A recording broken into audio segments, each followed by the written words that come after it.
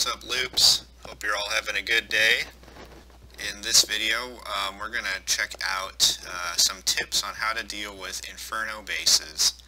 We have a lot of newer Town Hall 10s and some new Town Hall 9.5s, and some of us seem to be struggling a little bit with Inferno towers and just how to approach them, how to scout the base, and how to deal with them in general.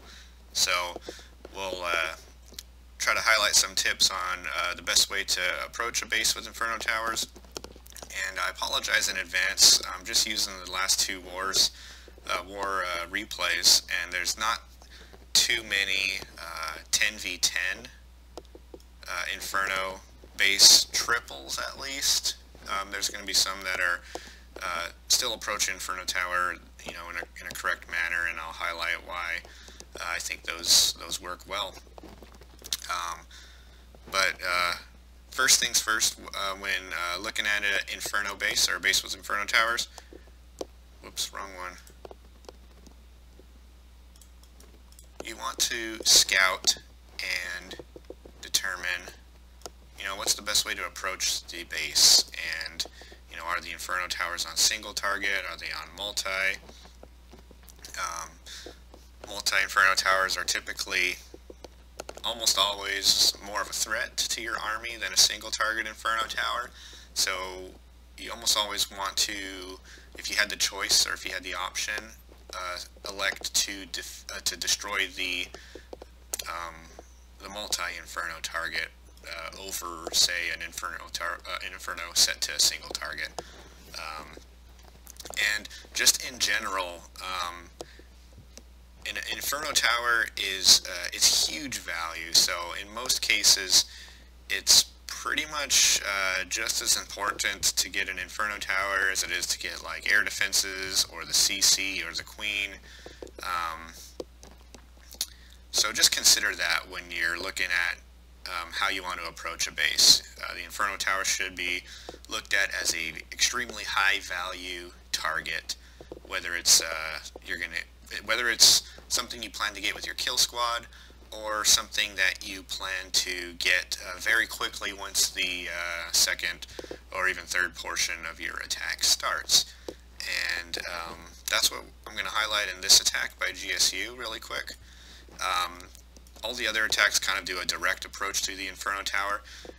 GSU comes in with his kill squad down here on the south, and his kill squad doesn't destroy the Inferno tower here on the right, but it does open up the funneling to it. And I do like how he approached this base, because he's going to be able to deal with the CC and the Queen, basically out of range of the Inferno tower, which is, it's a good option if you don't have like a Warden, you know, if you're Town Hall 10, and you can't just invulnerability your way through that Inferno and that CC and that Queen and all that crap that comes with attacking these higher level bases. So I'll pause right here. His kill squad funnels out this corner, which is awesome. You usually want an L-shape kind of layout if you're going to do a balloon type of attack.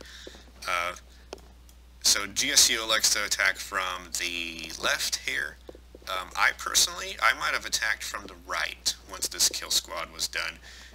And the reason why is the kill squad has kind of opened up this Inferno tower for a direct attack by some balloons. This archer tower here is still in the way, but just a quick example of how you could deal with that. So you drop your hound zips in, well, probably two hounds to be safe, so you drop your two hounds, they zip in. Some balloons behind this drill, they're still going to target this archer tower first, but then if you drop some balloons right here and the balloons go in and take this archer tower out, well, that first set of balloons is still traveling towards it. That archer tower goes down, and then suddenly the next closest building is that Inferno tower. So that would result in this Inferno tower being dealt with very quickly. And yeah, that's just another way to, you know, approach an Inferno tower. You can destroy it directly, or you can funnel towards it and destroy it with the second stage of your attack. I'm not sure if this was scouted or not, but the way he uses his freeze is pretty awesome in this attack. So there's Teslas next to the Inferno Tower. Really nice air deployment going on here. We'll fast forward until he gets to the next Inferno Tower. And another good highlight in this video is, or in this attack, is how GSU deals with the Inferno Tower using a freeze. So I'm not a big freeze spell user, but they definitely have their place, and I would say a freeze spell should pretty much never be used on a single target Inferno, unless there's some extreme circumstance, you know, where you're going to freeze a bunch of other shit with it. So at minimum, a freeze should be used to freeze a multi-Inferno Tower, but if you can get more from that, then even better. So he's going to get a couple Teslas here, and maybe with separate rage placement, or freeze placement, he could have got like the Wizard Tower and the Expo as well, instead of the two Teslas. But nevertheless, great freeze use and great attack overall. Nice job, man. Let's take a look at my attack on number 4 here. And I just do a basic direct approach at the Inferno Tower. And the common theme you're going to see with these attacks is approach an Inferno Tower one at a time. You never want to go into both Inferno Towers at once. It usually doesn't work out that well, unless obviously the Inferno Towers are both in the core. Then you're kind of, you know, using a different strategy altogether to deal with that. That's just too much value. So here's a direct approach. CC and Inferno Tower. That might have been a good, say if you're Town Hall 10, and this is a Town Hall 10 base, there's quite a bit of value there with the Inferno Tower, the CC, some Wiz Towers. You know, a well-placed freeze could freeze all of that. You know, it could freeze the CC, the Inferno, a couple Wiz Towers maybe. So if you don't have a Warden, like most of us don't, that's an option as well. You know, something to allow your kill squad to really get some value, or to add some survivability. And in this attack I elect to not bring a free spell like I often do. And my reasoning was, you know, my balloons don't have a terrible amount of time to travel to get to the second Inferno Tower. But, you know, if I did bring a free spell, I could have probably frozen the Inferno Tower with 2 Wizard Towers, which would be definitely huge value. Or maybe even the Inferno Tower with the Expo and a Sweeper. You know, if that Sweeper was pointed northeast, you know, definitely a good thing to consider. So a lot of how you approach a Inferno base is just looking for things like that, things that are going to give you the most advantage possible, which is pretty much a skill in its own right. When you're just starting out dealing with Inferno bases, it's definitely a big step up in difficulty going from Town Hall 9 to Town Hall 10 and 11, and there's just different things you need to look for, so I'm trying to highlight those things as best I can. Alright. Next attack we are going to check out is actually from our more previous war. We'll check out Mokor attack in number 9. And not quite a triple, but 98%. He got 98 and a 91. Man, super close to a 10v10 6-pack. Nice tries, man. Let's take a look at his attack on number 9. So 10v10 action here. Really quick, looking at this base. I mean, if you're going to do an air attack on this base, obviously, where are you going to approach this base from?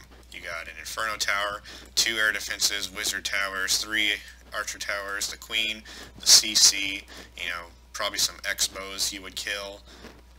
It's just a no-brainer to, if you select to balloon this base, to attack from this side, which is what he does, so good job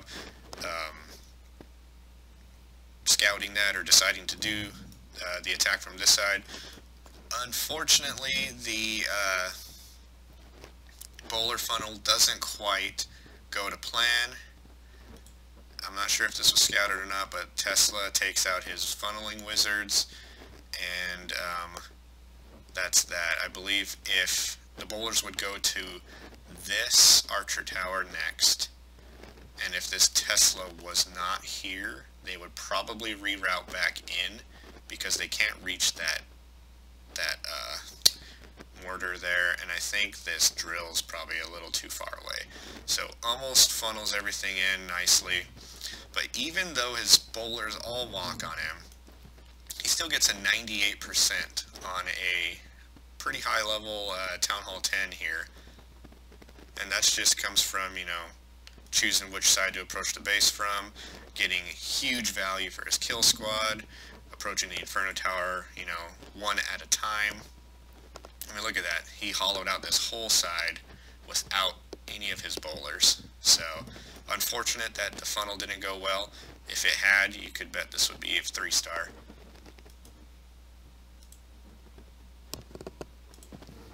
Okay, next one. Let's check out GSU hitting number 5.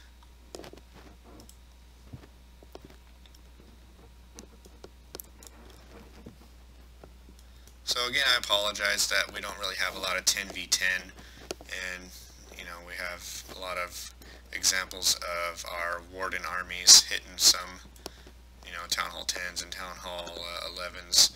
Not everybody has a Warden, but these principles kind of apply to Town Hall 10 as well, so hopefully they help.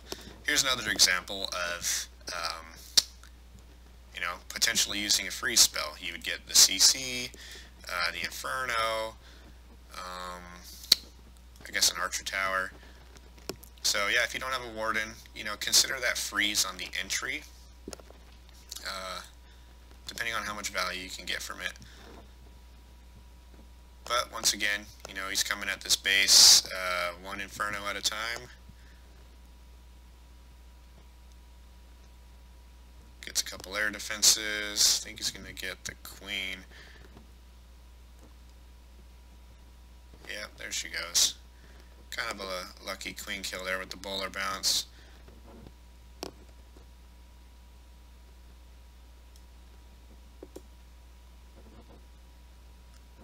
And a freeze for the back end.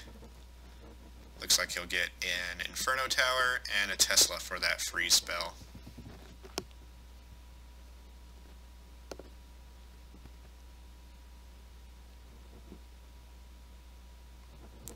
That max freeze lasts pretty long, so don't be afraid to drop it, I guess maybe a little earlier than you could anticipate. I think it's 5 seconds, so it's a pretty long time for a freeze. Yeah, so there's a couple examples of how GSU dealt with those Inferno Towers. And I think this was from our more recent war. Just wanted to show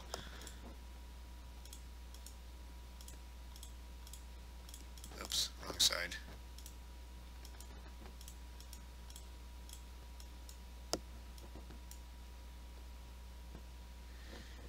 Alright, I apologize. It's going to take me a second to find the right attack. It was this base. I know that. Bendy doesn't get the 3-star here, but he approaches the base correctly, in my opinion. Single, you know, one Inferno at a time. Nice funnel. Gets his bowlers in there. Gets the CC. He's going to get the Queen, too. He's going to get an air defense. Maybe 2 air defenses. So, nice approach there.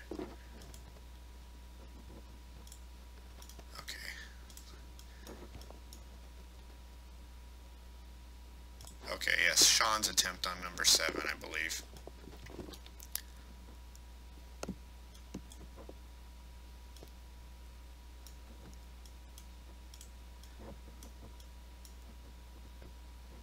crap, I think this might not be it. This is it. So I can kind of see what Sean's trying to do here. A little risky because it looks like he's coming into both of these Infernos at the same time. But the thing that's really screws over his kill squad here is that he, his jump is placed here, and he wants to get this Inferno tower to the left here. But all these buildings on the side, that's just gonna distract his bowlers, because his bowlers can reach this, that, obviously all these in the compartment. They can reach this archer tower. They have to go through this storage first. So his kill squad just gets really sidetracked, and he doesn't quite get the Inferno tower. So that goes back to, funneling, making sure your kill squad's going to approach the Inferno tower quickly and efficiently. You want to spend as little time possible with your army under fire from that Inferno tower. But nevertheless, good try, Sean. Definitely a learning curve coming into Town Hall 10, so keep practicing, man.